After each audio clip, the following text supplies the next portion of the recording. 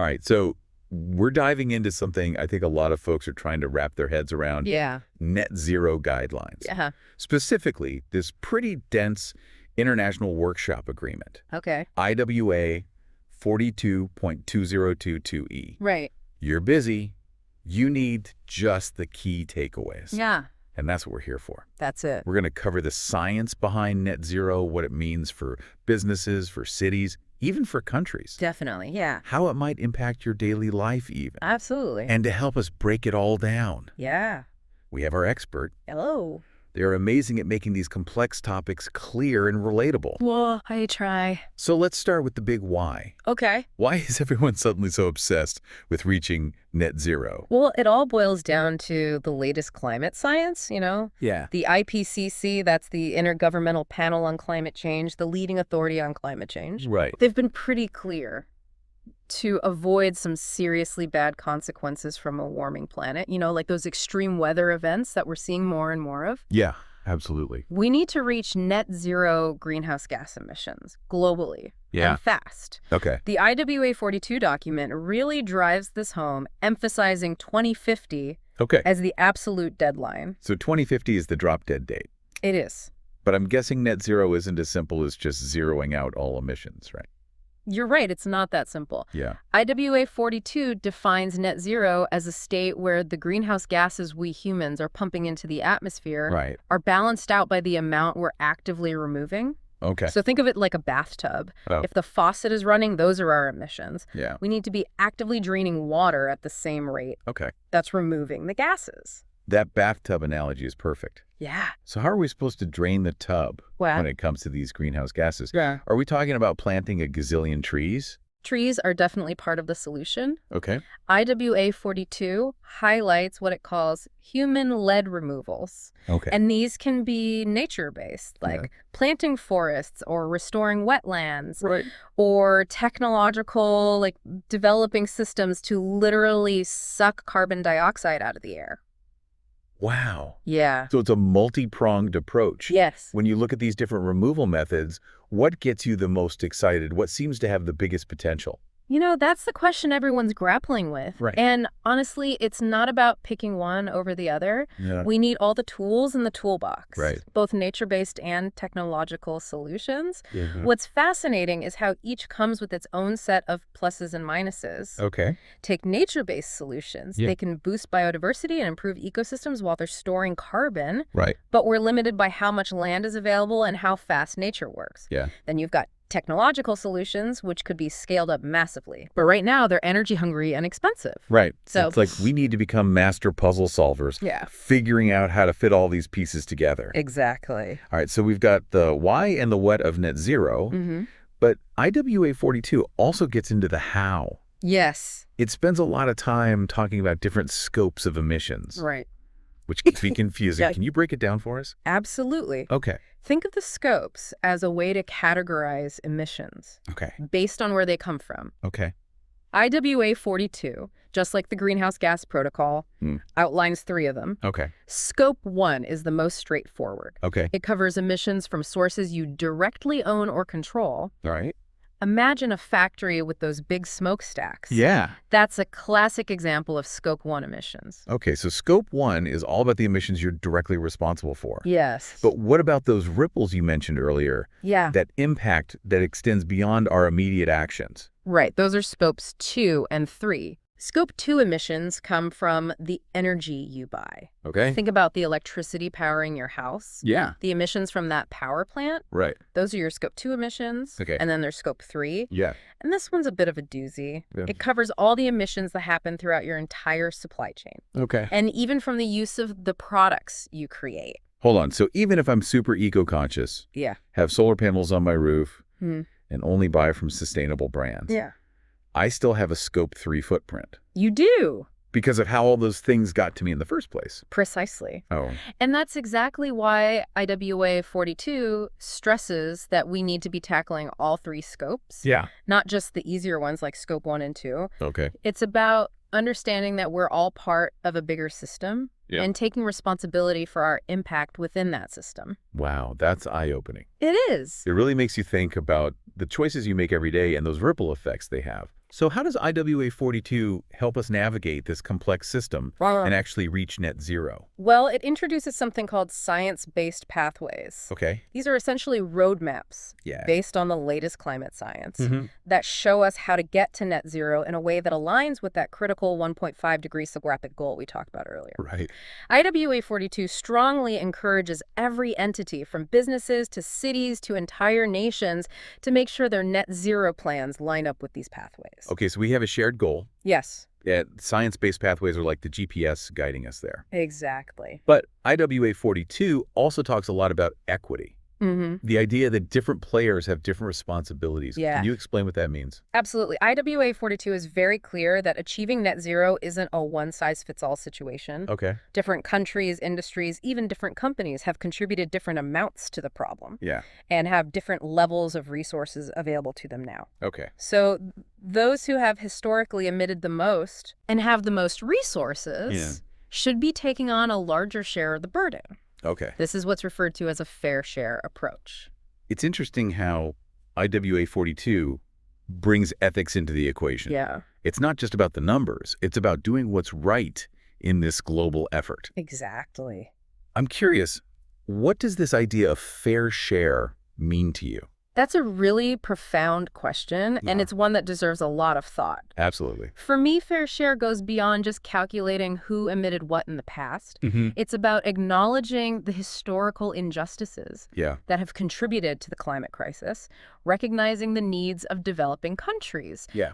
who are often most impacted by climate change, Right. and making sure that this transition to a net zero future doesn't leave anyone behind. Yeah. It's about solidarity, recognizing that we're all in this together. That's a great perspective. Yeah. It's about making sure that as we move towards this new future, we're lifting everyone up, not just a select few. And speaking of action, IWA42 doesn't just leave us with lofty ideals. Right. It actually gets specific about steps we can take. It does. What are some of the biggest, most impactful actions it recommends? One of the key areas IWA42 emphasizes is transitioning to renewable energy sources. Good. It's about moving away from our dependence on fossil fuels, coal, oil, natural gas, Yeah. and embracing cleaner alternatives like solar, wind, geothermal. Right. This shift is crucial across all sectors. Okay. How we power our homes and businesses, how we manufacture goods, even how we get around. So renewable energy is a big one, for sure. It is. Are there other areas where we can make a significant dent in our emissions? Another critical area is boosting energy efficiency. Got it. It's not just about using less energy. It's about using it smarter. Right. Imagine buildings designed to conserve energy, appliances that minimize waste, industrial processes that are optimized for efficiency. Yeah. These improvements can significantly reduce our overall energy demand, making the shift to renewables even smoother. So it's a two-pronged approach. Yes, Switching to cleaner sources and using what we already have more efficiently. exactly. What other actions does IWA42 highlight? Another big one is redesigning our products for a circular economy. Okay. Instead of the traditional linear model of take, make, waste. Right. It's about moving towards a system where products are designed to last longer, be repaired easily, Yeah. and eventually be recycled. Oh. This circular approach not only reduces waste, Right. but it also lowers the need to extract new resources and manufacture new products, both of which are energy-intensive processes. It's fascinating how all these actions are interconnected. They are. We're talking about transforming the entire system. Yeah. The energy we use, the products we consume, the way we think about resources. Absolutely. What I'm really curious about is how all of this might actually affect people in their daily lives. That's a great point. The transition to a net zero future will undoubtedly bring about significant changes, Right. both in our everyday lives and in the wider economy. Can you give us an example? Sure. Okay. On a personal level, we might see a shift toward buying more durable goods, Okay. even if they cost a bit more upfront. Right. Think about appliances or clothing designed to last for years. Yeah. Instead of being quickly discarded, Right. we might also see a surge in green jobs, Okay. as businesses need experts in renewable energy, energy efficiency, and circular economy practices. So we're not just talking about abstract goals. Yeah. We're talking about tangible changes to the products we buy, Yes. the jobs we have, even the way our cities are designed. Absolutely. It's a bit daunting, It is. but also kind of exciting to think about the possibilities. It is. Because there are downside. There is a crucial caveat. Okay. IW42 reminds us that this transition needs to be just and equitable. Okay. We can't just focus on reducing emissions at any cost. We need to make sure that this shift benefits everyone, particularly those who are most vulnerable to economic disruption. That's a really important point. It is. It's about progress that works for all, not just a select few. Exactly. Now, IWA 42 also spends a lot of time on the issue of transparency. Yeah. After all, how do we know if all these net zero pledges are really genuine? Transparency is absolutely crucial. Okay. IWA 42 is very clear that organizations need to have rigorous systems for monitoring, reporting, and verifying their progress. Okay. It's not enough to just say you're aiming for net zero. Right. You need to show the receipts. So it's like a financial audit, but for climate action. Exactly. Organizations need to track their emissions, report on their progress, and have their claims independently verified by a third party. Okay. This is key to building trust and making sure everyone is accountable. It makes total sense. Yeah. We need to have mechanisms in place to prevent greenwashing. Those misleading claims that make a company sound more environmentally friendly than they actually are. Right. Before we wrap up this part of our deep dive, I'm curious, what are some of the things you look for when trying to determine if a company's net zero claims are legit? Great question. Yeah. I always look for evidence that a company has a comprehensive plan that addresses all three scopes of emissions. All right. Are they taking concrete actions to reduce their impact across the board? Are they being transparent about their emissions data and having it verified by a reputable third party? Yeah. Are they walking the talk Okay. when it comes to a just transition? Yeah. These are all signs that a company is serious about net zero. You're definitely a savvy consumer. Well, I try. Those are all great things to keep in mind as we navigate this increasingly complex landscape. Absolutely.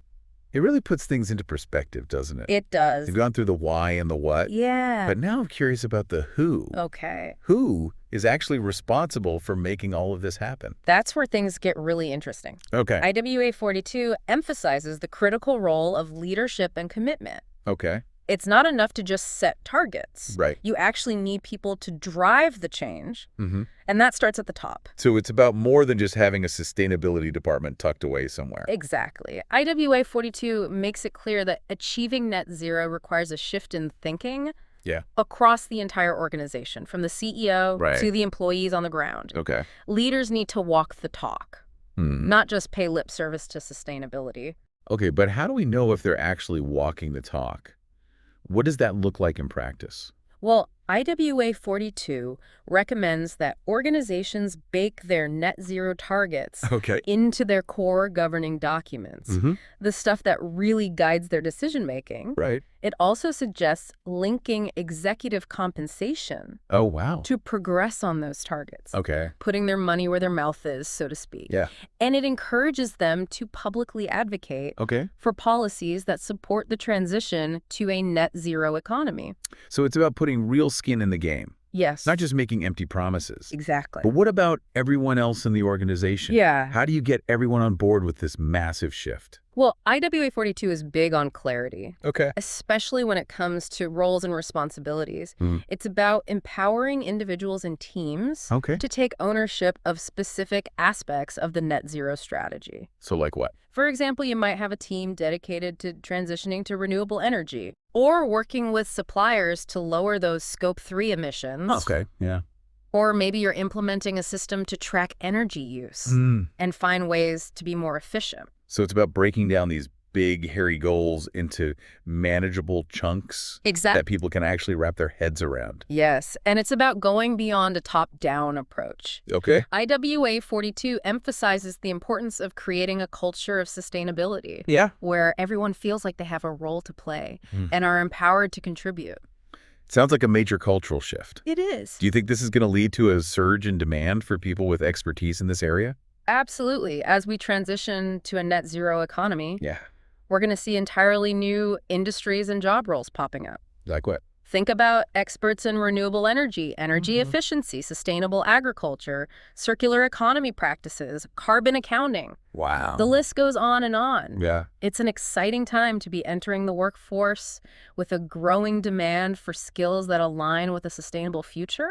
It feels like we're on the verge of a green industrial revolution. That's a great analogy. And it sounds like IWA 42 is serving as a blueprint for this massive transformation.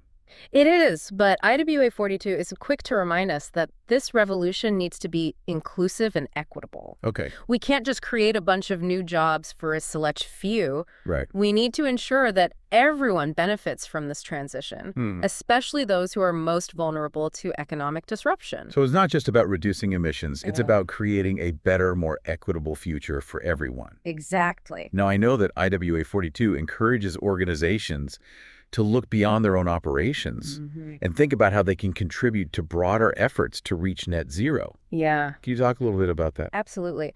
IWA 42 encourages organizations to become active advocates for climate action, Okay. to collaborate with other stakeholders, Okay. like governments, NGOs, and local communities to push for systemic change. So like what? This could mean lobbying for policy changes, supporting the development of new technologies, Right. or investing in projects that promote carbon removal or reduce emissions in developing countries. So it's about recognizing that no single organization can solve this problem alone. Exactly. It requires a collective effort. We're all interconnected. Right. And achieving a sustainable future requires collective action on a global scale.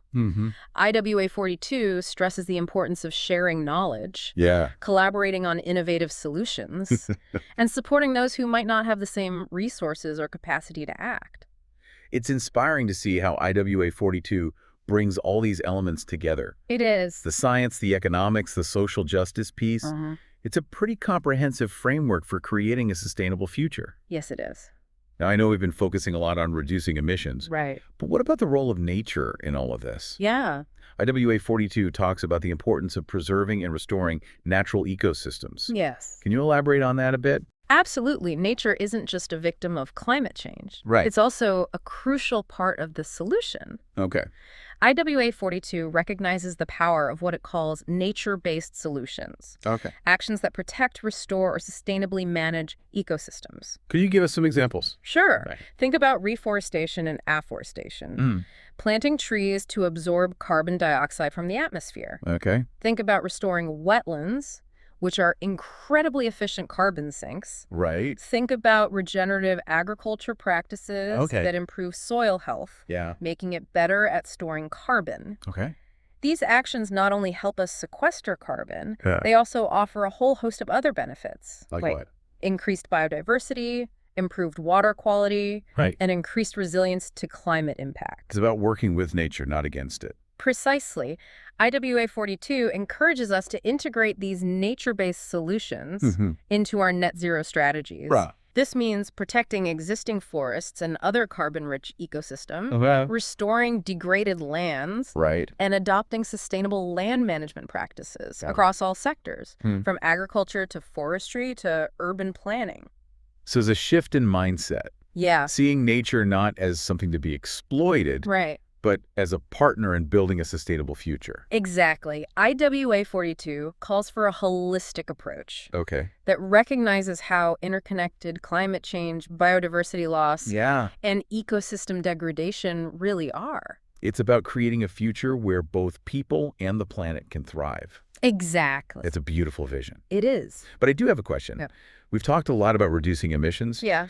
But what about those emissions that are really hard to get rid of? Yeah. Even after we've done everything we can. How does IWA 42 address those stubborn residual emissions? That's a great question. IWA 42 acknowledges that even with the most ambitious efforts, some residual emissions are likely to stick around. So it lays out a hierarchy of options. All right. Prioritizing what's called insetting over offsetting. Now, those are some jargony terms. They are. Can you unpack them for us? Of course, insetting means reducing emissions within your own value chain, Okay. doing everything you can to minimize your impact directly. Okay. Offsetting, on the other hand, Yeah. involves compensating for your emissions by investing in projects Okay. that reduce or remove emissions elsewhere, like planting trees in another country. So it's about focusing on cleaning up your own mess before trying to compensate for it elsewhere. Exactly. Offsetting should be a last resort. Okay. And even then, IWA 42 sets a high bar for the types of offsetting projects that can be used. Right. It emphasizes the importance of high-quality, verifiable offsets that deliver genuine emission reductions or removals, avoid double counting, and don't have negative social or environmental consequences. So it's not just about buying any old carbon credit. No. It's about ensuring that those credits represent real and meaningful climate action. Precisely. IWA 42 really pushes for transparency and accountability in the offsetting market.